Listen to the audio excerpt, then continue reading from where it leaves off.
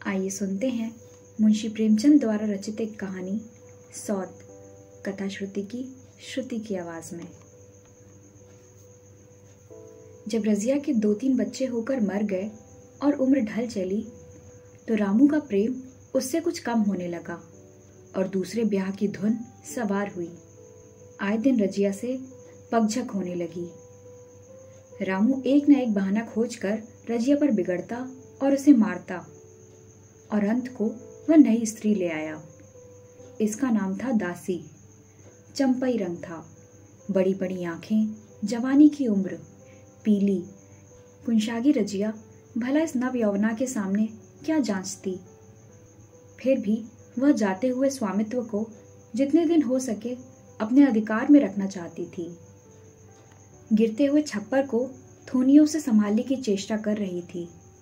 इस घर को उसने मर मर कर बनाया है, उसे सहज ही में नहीं छोड़ सकती। वह इतनी बेसमझ नहीं है कि घर छोड़कर चली जाए और दासी राज करे।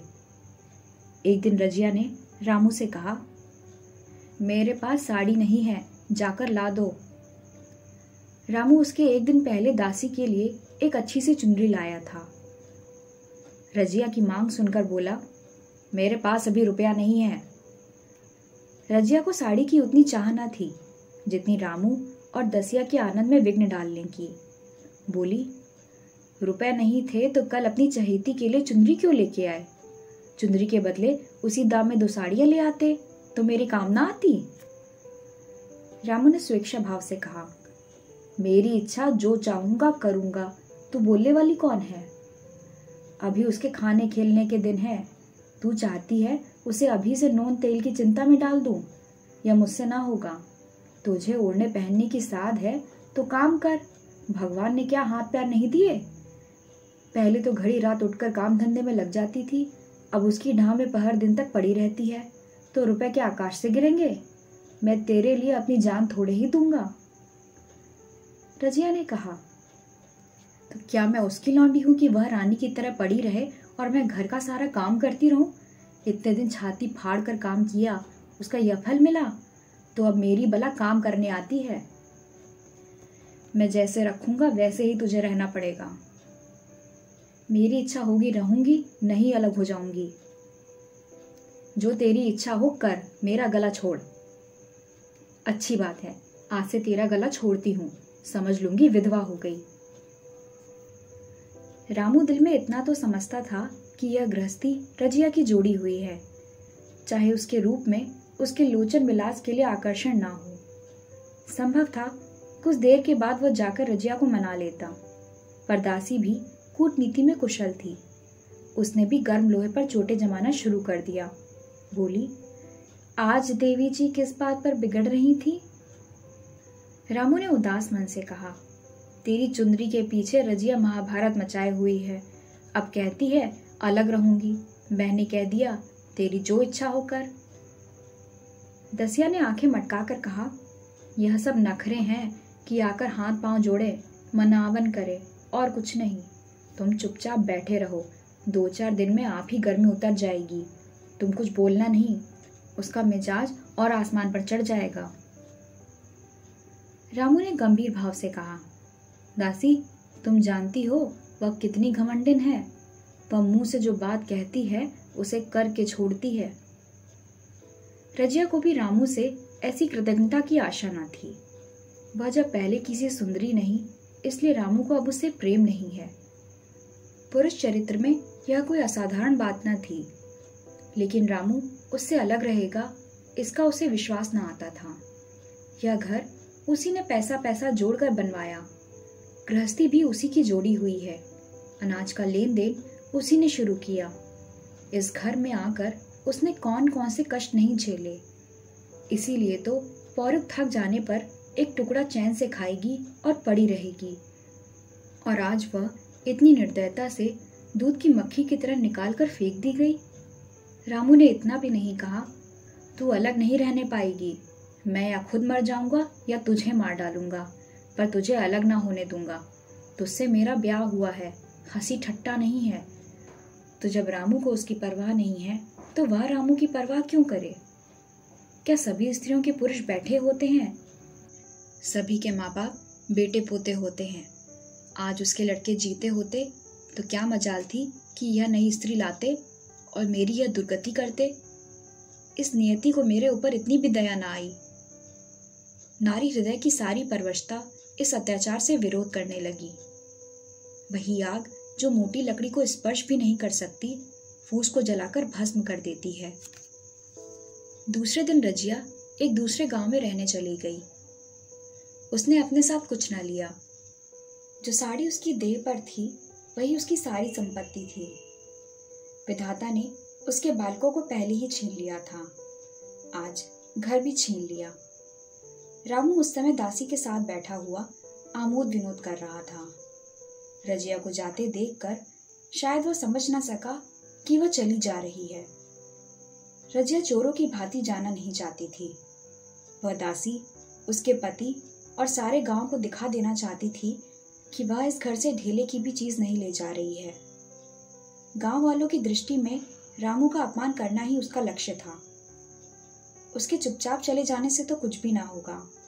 रामू उल्टा सबसे कहेगा, रजिया घर की सारी संपदा उठा ले गई। रामू एक क्षण के लिए कर्तव्य भ्रष्ट हो गया। क्या कहे उसकी समझ में नहीं आया। उसे आशा न थी कि वह यूं जाएगी। उसने सोचा था जब वह घर ढोकर ले जाने लगेगी तब वह गांव वालों को दिखाकर उनकी सहानुभूति प्राप्त करेगा। अब क्या करे। दसिया बोली, जाकर गांव में ढिंढोरा पीट आओ, यहाँ किसी का डर नहीं है। तू अपने घर से ले ही क्या आई थी जो लेकर जाएगी। रजिया ने उसके मुंह न लगकर रामू से ही कहा, सुनते हो अपनी चहेती की बातें, फिर भी मुंह नहीं खुलता। मैं तो जाती हूँ, लेकिन दस्सो रानी, तुम भी बहुत दिन तक राज ना करोगी। ईश्वर के दरबार में अन्याय नहीं फलता।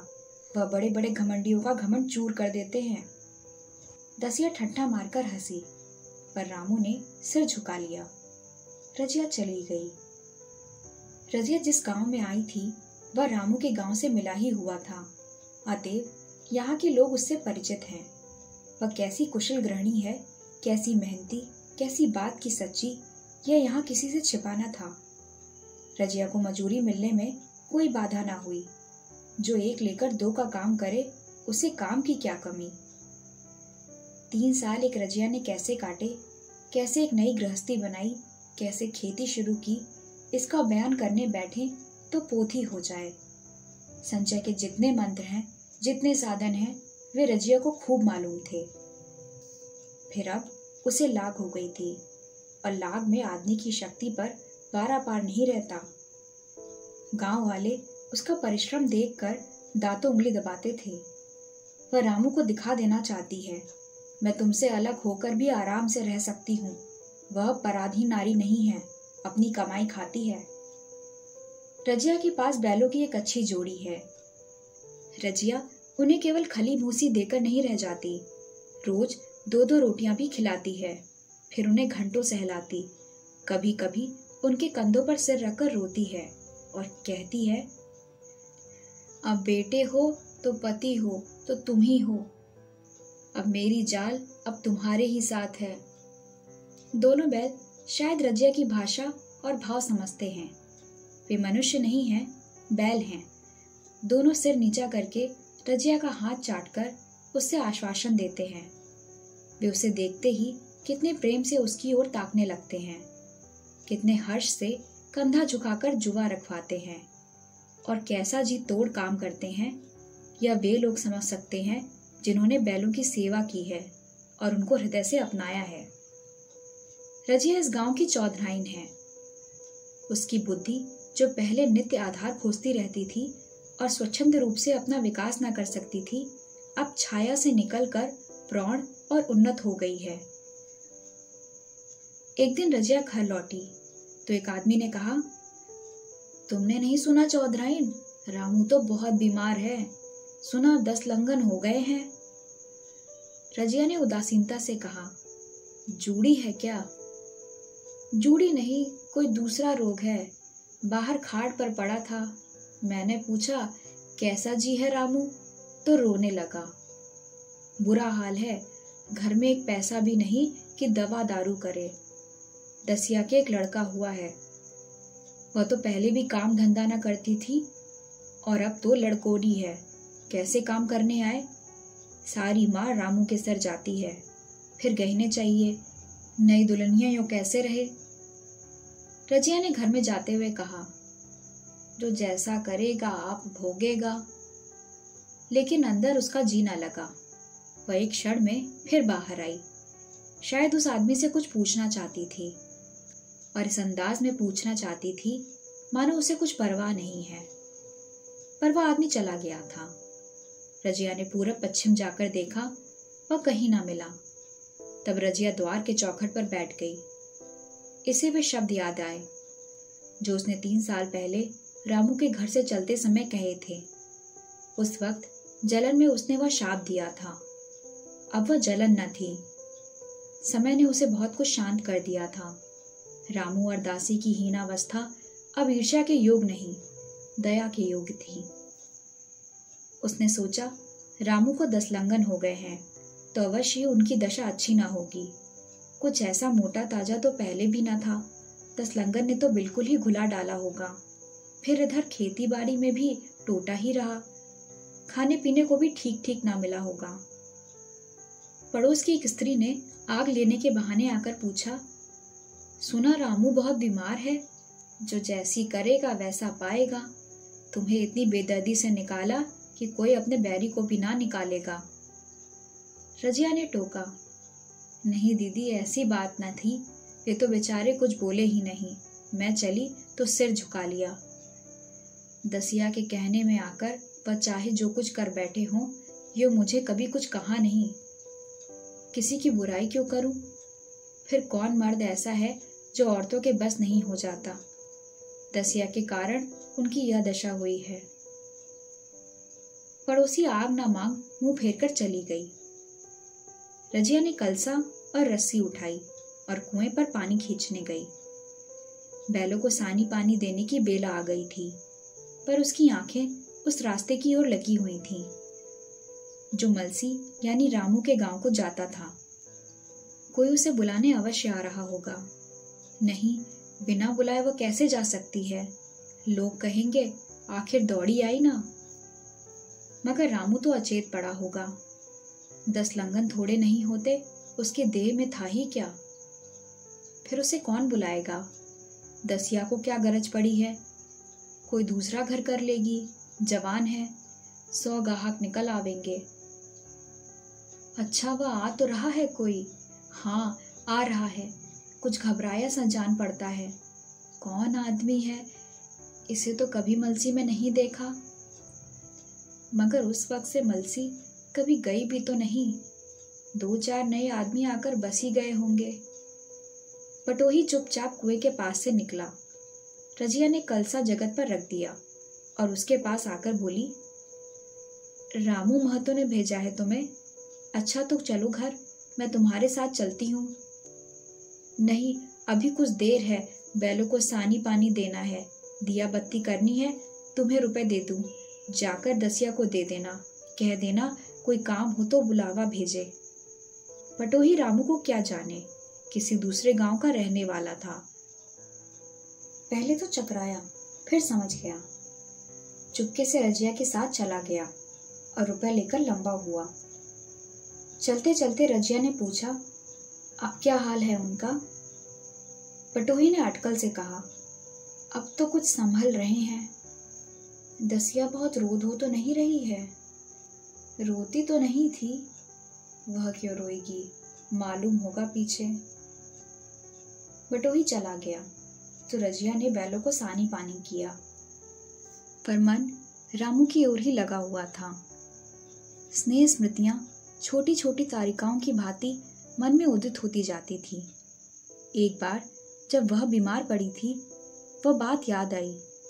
10 साल हो गए। वह कैसे रात दिन उसके सिरहाने पर बैठा रहता था, खाना पीना तक भूल गया था। उसके मन में आया, क्यों न चलकर देख ही आवे। कोई क्या कहेगा, किसका मुंह है जो कुछ कहे। चोरी करने नहीं जा रही हूँ, उस आदमी के पास जा रही हूँ जिसके साथ 15-20 साल रही हूँ। दसिया नाक सिकोड़ेगी, मुझे उससे क्या मतलब। रजिया ने किवाड़ बंद किए, घर मजूर को सहेजा और रामू को देखने चली, कांपती झिझकती, क्षमा का दान लिए हुए। रामू को थोड़े दिनों में मालूम हो गया था कि उसके घर की आत्मा निकल गई है, और वह चाहे कितना जोर करे, कितना ही सिर खपाए, उसमें स्फूर्ति नहीं आती। दासी सुंदरी थी, शौकीन थी और फूहड़ थी। जब पहला नशा उतरा तो ठाएं ठाएं शुरू हुई। खेती की उपज कम होने लगी, और जो होती भी थी वह ऊटपटांग खर्च होती थी। ऋण लेना पड़ता था। इसी चिंता और शोक में उसका स्वास्थ्य बिगड़ने लगा। शुरू में कुछ परवाह ना की, परवाह करके ही क्या करता, घर में पैसे न थे। अताइयों की चिकित्सा ने बीमारी की जड़ और मजबूत कर दी, और आज 10-12 दिन से उसका दाना पानी छूट गया था। मौत के इंतजार में खाट पर पड़ा कराह रहा था, और अब वह दशा हो गई थी कि जब हम भविष्य से निश्चिंत होकर अतीत में विश्राम करते हैं, जैसे कोई गाड़ी आगे का रास्ता बंद पाकर पीछे लौटे। रजिया को याद करके वह बार बार रोता और दासी को कोसता। तेरे ही कारण मैंने उसे घर से निकाला। वह क्या गई, लक्ष्मी चली गई। मैं जानता हूँ अब भी बुलाऊं तो दौड़ी आएगी, लेकिन बुलाऊं किस मुंह से। एक बार वह आ जाती और उससे अपने अपराध क्षमा करा लेती, फिर मैं खुशी से मरता, और लालसा नहीं है। सहसा रजिया ने आकर उसके माथे पर हाथ रखते हुए पूछा, कैसा जी है तुम्हारा? मुझे तो आज हाल मिला। रामू ने सजल नेत्रों से उसे देखा, पर कुछ कह ना सका। दोनों हाथ जोड़कर उसे प्रणाम किया, पर हाथ जुड़े ही रह गए और आंखें उलट गई। लाश घर में पड़ी थी। रजिया रोती थी, दसिया चिंतित थी। घर में रुपए का नाम नहीं।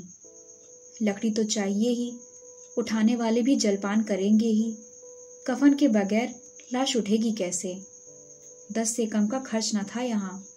घर में 10 पैसे भी नहीं। डर रही थी कि आज गहन आफत आई। ऐसी कीमती भारी गहने ही कौन थे? किसान की बिसात ही क्या? 2-3 नग बेचने से 10 मिल जाएंगे। मगर और हो ही क्या सकता है? उसने चौधरी के लड़के को बुलाकर कहा, देवर जी, यह बेड़ा पार कैसे लगे? गांव में कोई ढेले का भी विश्वास करने वाला नहीं। मेरे गहने हैं, चौधरी से कहो इन्हें गिरों पर रखकर आज का काम चलाएं, फिर भगवान मालिक है। रजिया से क्यों नहीं मांग लेती? सहसा रजिया आंखें पोंछती हुई आ निकली। कान में भनक पड़ी, पूछा, क्या है जोखू, क्या सलाह कर रहे हो? अब मिट्टी उठाओगे कि सलाह की बेला है? हाँ, उसी का सरंजाम कर रहा हूँ। रुपए पैसे तो यहाँ होंगे नहीं, बीमारी में खर्च हो गए होंगे। इस बेचारी को तो बीच मझधार में लाकर छोड़ दिया।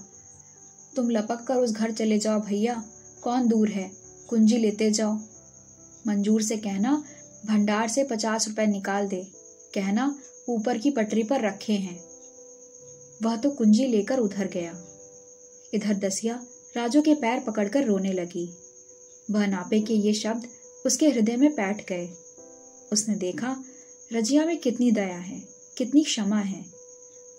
रजिया ने उसे छाती से लगाकर कहा, क्यों रोती है बहन? वह चला गया, मैं तो हूं, किसी बात की चिंता ना कर। इस घर में हम और तुम उसके नाम पर बैठेंगी। मैं वहां भी देखूंगी, यहां भी देखूंगी। धाप भर की बात ही क्या। कोई तुमसे गहने पाते मांगे तो मत देना। दसिया का जी होता था कि सिर पटक कर मर जाए। इसे उसने कितना जलाया, कितना रुलाया और घर से निकाल कर छोड़ा। रजिया ने पूछा, जिस जिस के रुपए हों सूरत करके मुझे बता देना। मैं झगड़ा नहीं रखना चाहती।